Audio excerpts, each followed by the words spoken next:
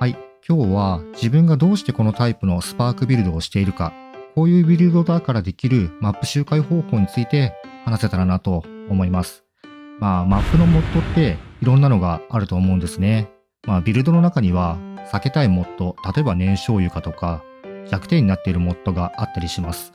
そんな中、今自分がやってるビルドってモッドに対する弱点が一つもないのが最高に楽だし、時短にもなっています。もちろんこのビルドじゃなくても弱点のないビルドってたくさんあるんですけれども、そこは一つの例として見てもらえたらなと思います。実際マップ周回やマップ作成時の小さな時短が結果的に地道な金策にもつながっているので、この基本ベースを頭に入れておくと今後のポエでもずっと役に立つかなと思います。大きく稼ぐのはシーズンごとの流行りで行ってもらって、基本はこの動画の内容でビルドを構成してマップ周回を行っていけばもう全然いいかなと思いますので、ぜひ最後まで見ていただけたらと思いますのでよろしくお願いいたします。はい、皆さんこんにちは。皆さんポエ2は楽しんでますでしょうか。3月3日にイベントがあるらしいんですけれども、それまでは惰性で自分はやってる感じになります。で、だいぶみんなエンドゲームも入っちゃってると思う時期なので、自分がいつもマップでどういう風に遊んでいるかっていうのを動画にしたいかなと思います。まず一つ目に、自分はポエ1、ポエ2両方やってるんですけれども、ポエ2の方では MF ビルドを作ってません。っていうのも、ポエ2の方ではポエ1の時よりもいまいち効果が見られなかったっていうのが個人的感想なんですけれども、そこまで恩恵を得られなかったんで 200% ちょっとまで上げたんですけども、でもそれでもあんまり効果がなかったんで何もしてない状況になります。ポエ1の時は MF ビルドを結構やってて、MF 積めば積むほどミラーがボンボン落ちたりとか、ディバイン神のオーブですね、あれが何十個も落ちたりだとか、1マップで30、40神のオーブが落ちちゃうとか、そういう感じですごい体感できてめちゃめちゃ楽しかったんですけど、ポエ2の方ではそんなにまだ恩恵を感じられなかったっていうか、自分のMF ビルドが下手くそだったのかもしれないんですけど、そんな感じで MF はしていません。あと2つ目なんですけれども、これ見てわかる通り、コラプトしてデリリウムのコラプトをしている感じです。でもモリモリにしてますね。で、マップの作り方なんですけれども、蒸留された怒り、蒸留された罪悪感、蒸留された貪欲、この3つをですね、自分は気まぐれで遊んでいる感じになります。最近は蒸留された貪欲を使って遊ぶことが多いんですけれども、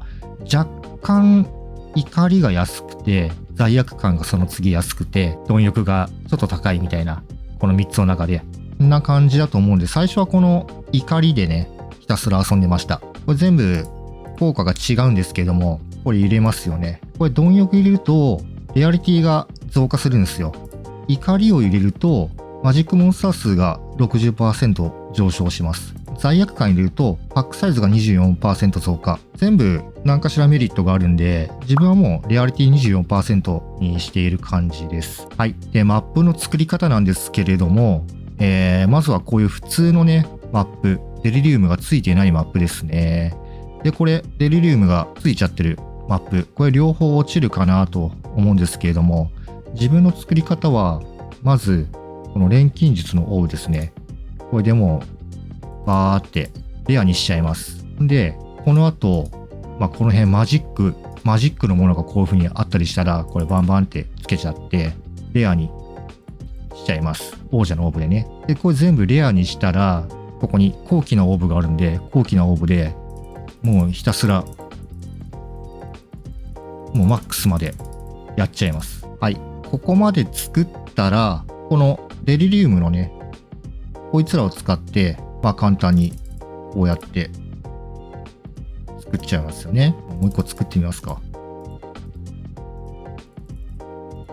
そしたらこのバールですね。バールを全部かけていくと。で、コラプトにしちゃいます。で、今回は全部レベルが上がりもせず、下がりもせずだったんですけれども、こんな感じで作っちゃいます。で、ビルドによっては、このモッドですね、ついたモッド、気をつけなきゃいけないビルドがあったりするんですよね。で、自分のスパークに関しては、全く何一つ考えなくていい。ただひたすら、このマックスのモッドをつけて、コラプト状態にするっていう、これだけになります。これが一番このスパークのいいところって自分は思ってますね。いろんなビルド、前作でやってたんですけれども、モッドを気をつけなきゃいけないとかね、結構あったんですよね。で、そういうのを気にして、リロールして、コラプトにしてっていう作業がまずめんどくさい。で、コラプトにしたら、せっかく弾いたモッドが、コラプトにしたがゆえに、もう一回ついてしまうと。そしたらもうこのマップ使えないじゃんみたいな。一番は、このマックスのコラプト状態にした時に、モッドを何も気にせずに走れるっていうのが、このスパークのいいところかなと思います。これ、アトラススキルなんですけれども、自分のアトラススキルっていうのは、こんな感じになっています。特段、いろんなアトラススキルの動画調べりゃいっぱい出てくると思うんですけども、もうそれはみんな人それぞれね、誰かのをベースにして自分が微調整して楽しんでもらえたらなと思うんですけれども、このコラプテッドインフュージョンっていうのが自分は入れてるんですけども、これ、コラプト状態のウェイストーンはマップ探索に使用するときに追加で1回コラプトされると。だからコラプトのマップに対してもう1回マップで使うと、もう1回コラプトされてしまうという面白いものになってるんですけれども、例えば今のこのティア15がマップの中に入ったら16になる可能性があるということなんですよね。ちょっと違うかもしれないけど、俺の認識ではそんな感じなんですよ。で、逆にティア14になってしまう可能性もあると、そういう感じなんですけれども、このティア16ばっかりで遊びたいなっていう人も、ティア15適当にもうボンボンね、モッド関係ないんでね、入れて遊んだ時に、たまたま運よくね、ティア16になってれば、また美味しいのかなと。こんな感じで。このね、コラプテッドインフュージョンに関してはね、いろいろラディットとかでもう書かれてるんですけども、あんまりね、みんな信用してないっていうものになります。ただ自分はね、入れて遊んでるっていう感じになります。あとはこのマップに出現するレアモンスターが 15% 増加するだとか、明治モッドの、数ごとにウエストーンに対する明治モッドの効果が2倍増加するだとか、アイテム数量が上がったり、レアリティが上がったり、この MF は積まないけど、このぐらいは入れてるって感じですね。あとは、このマップのモンスターパック数が 10% 増加だとか、バイオームによってね、ドロップの確率が変わるものとかも面白いんで入れてますね。石板に関しては、ブリーチがメインで遊んでますね。で、ブリーチと、次がリチュアル。で、ボスかな。この3つの石板をひたすら回しながら遊んでいる感じになります。で、このブリーチなんですけれども、ブリーチの石板入れるときに、いろいろとモッドがあるんですけれども、ゴールドのやつはね、リロールしちゃってます。これ3枚同じね、ブリーチで、リフォージベンチで、例えば、もう何でもいいんですけれども、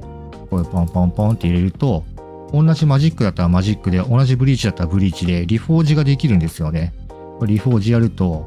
新しい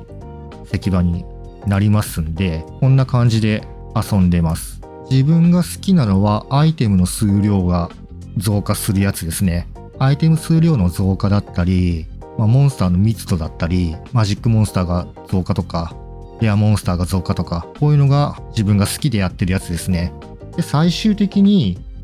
このモリモリマップをですね、ひたすら回していくんですけれども、何を大事にしてるかって、やっぱりこのマップの周回速度ですね。マップの周回速度が速ければ速いほど、カレンシー金策には、非常に有効的かなと思っています。いかにモリモリの一つのマップを、まんべんなく回って、どのぐらい短い時間で駆け抜けられるかっていうのを重点に置いた方が、一番金策にはいいのかなっていうふうには思いますね。なので、まず石板でモリモリにして、マップでモリモリにして、で、アトラススキルで、モリモリにしたものを短時間でどんだけ早く回るかっていうのを意識して回っていると必然的にカレンシーはどんどん増えていくのかなと思っていますね。あんまりだからカレンシーで困ったことはない感じです。もっとね、今ディバインが76で高貴なオーブ、エグザルテッドがこんなもんなんですけれども、もっともっと100とか200とか300とか、そういう人はね、セケマとか試練系ですね。その都度その都度金策っていうのはシーズンごとに変わっていったりするものもあるんで、一番自分がやってるものは基本的な金策になりますかね。これはどのシーズンになっても、例えばポエ1になってもこの考え方は変わらないので、これをベースにそのシーズンごとで儲かる金策、儲かるものとかを見定めてやっていけばいい金策にはなるんじゃないかなと思うんですけれども、何よりも今自分がお伝えしたこのマップの周回の仕方ですね。これはもう不動になりますんで、ぜひ覚えてもらえたらなと思います。はい。じゃあまとめに入りたいと思うんですけれども、自分と同じようなスパークビルドをやっている皆さんは、まずはモッドをモリモリにしてコラプト状態にしちゃいましょう。もちろんデリリウムもつけちゃいましょう。理由は苦手なモッドがない。これにつきます。これ最強です。で、その次に石板を吟味してモリモリにしていきます。で、最終的にアトラスパッシブの方でもマップちょっと面白くなるようなアトラススキルを取ってひたすら短い時間でバンバン周回をしてください。で、それ以上お金を稼ぎたい人はシーズンごとに流行りの金策がありますんで、そっちに乗っかってみつつ基本ベースをひたすら回っていただけたらなと思います。それでは今日はこの辺で終わりにしたいと思います。最後まで見ていただきありがとうございました。失礼いたします。